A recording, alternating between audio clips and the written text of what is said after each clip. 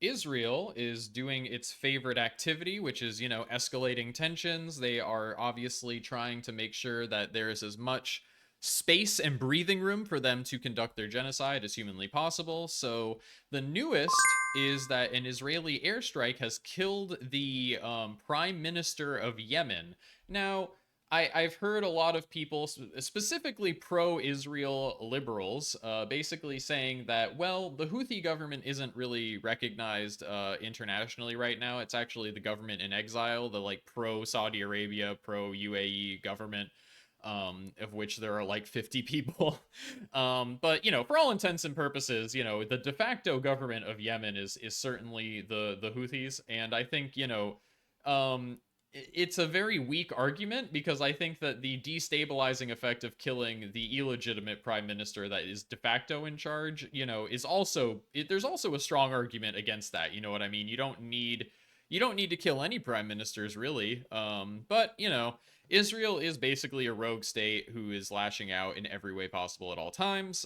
We know this. We know that if there is a conflict within 10,000 miles of Israel, not really, but if there's any regional conflict, you know what I mean, Israel is going to involve itself, usually by escalating, making it worse, because that gives them a little bit of breathing room, at least in their opinion, to continue, annexing the West Bank, annihilating people in Gaza, conducting a genocide, blah, blah, blah. We've all heard it before. We know how it is. Let's check it out.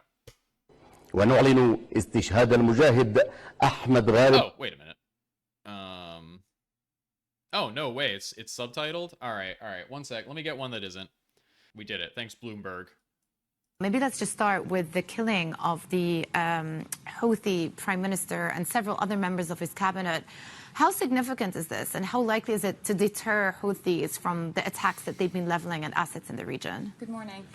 Yes, very significant. These are the first high-level political officials that Israel has assassinated from the Houthi group. But it is also very significant because I remember last week when the airstrikes took place on Thursday and were reported by Pan-Arab media, Abdel Malik al-Houthi, the head of the group, the leader of the group, was delivering a live televised speech. So this is also a message to him that they can get him as well to trying to deter those attacks against Israel. But as we've seen from the Houthis over and over again, they keep saying that they won't stop, and the only time they would stop if the war in Gaza stops as well. Yeah, and Israel continued to go on the offensive with their adversaries in the region, decimating many of these Iranian proxies, Iranian allies around the region. Again, over the weekend, they say that they have also killed the Hamas spokesperson, Abu Ataiba. Significant from the perspective of Hamas as well, because there really aren't that many Hamas figureheads left in Gaza anymore. No. Just kill one more spokesman, one more figurehead, and they'll totally just, disappear forever, right? And he is very significant, right? He's an icon. He used to deliver these taped diatribes against Israel. He used to warn Israel all the time using religious rhetoric. It's definitely would impact the morale of Hamas supporters and Hamas fighters as well.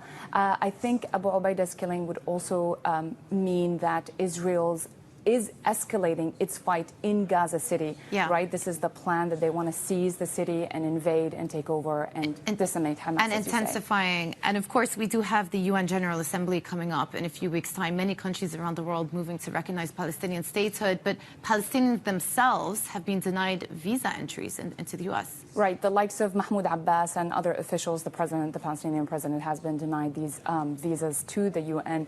Now, this is quite unusual and breaks with precedent that the U.S. has always delivered these or issued visas for all of its adversaries, even Iranian officials, those who couldn't get visas on a usual day. Now, this I would say, wouldn't derail the effort by France and backed heavily by Saudi Crown Prince Mohammed bin Salman's effort to recognize a Palestinian state and host the two-state solution summit, but it would definitely undermine it for sure. Okay, so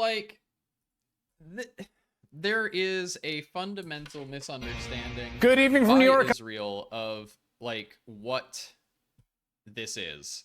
And I don't even necessarily want to say it's a misunderstanding, because I think on some level Israel kind of knows this and uses it to their ends to continue the conflict. But I'll say this: The Houthis, by nature of what they are and how they came into being and how they got into power, will absolutely, you can kill as many of their leadership as you want and delay their operations maybe to some degree, but they very much are a group which has been ideologically committed to fighting Israel from the beginning. This is something that has full buy-in from their population in general. And it's basically because, Saudi Arabia and the UAE, is my understanding, basically starved Yemen for years, which like was basically a genocide in and of itself. And that war slash genocide is what the Houthis were created in. You know what I mean? Like that is where they gained their power. That's when they took over the country. And like they're not gonna stop. And much like Hamas, which doesn't really have much to lose and who's kind of on the receiving end of mechanized genocide, like there's no evidence that getting rid of this or that leader is going to like stop them from doing what they're doing. They've basically said unless the genocide in Gaza stops, we're going to continue all of our operations. And I fully believe that no matter who's in charge, I don't think that there's ever going to be a point where like a leader dies and then they replace that guy with someone who's like pro-Israel or who's down to watch the genocide in Gaza and just not do anything about it, because it is very fundamental to their values and to their belief system. So obviously, like Israel doesn't really care. I think that they did this to Hezbollah, which actually did manage to basically destroy enough of Hezbollah's leadership to massively reduce their capacity. But this is another level entirely, where it's basically a whole nation. So I mean, at the end of the day, the most straightforward solution for everybody that will lead to the least damage, that will lead to the, most peace in the region, would be for Israel to stop committing the genocide in Gaza, to engage in some kind of negotiation that would lead to a state, one or more states, with full civil equal rights for everybody. But they have no interest in that. They want to, they are built for war. Their nation, the infrastructure of Israel, is built for war more so than peace. And they're going to keep expanding as long as they know that our money, your money, if you're an American, that is, will always funnel into more and more weapons. It'll always funnel into the expertise that they need to wage, endless war in the region. The fact is, they are the technological, strategic, military superior of basically every entity in the region. So as long as Israel is fully confident of that fact, they are, straight up Lebensraum, blood and soil, expansionist fascists. So, like, they have no reason to stop doing this stuff as long as we are giving them aid. Hey, if you liked that video, please hit the like and subscribe button. It got me over the line of 200 subscribers recently. Big shout out to the people who did that. And you can catch me every Sunday going live here on YouTube and on Twitch.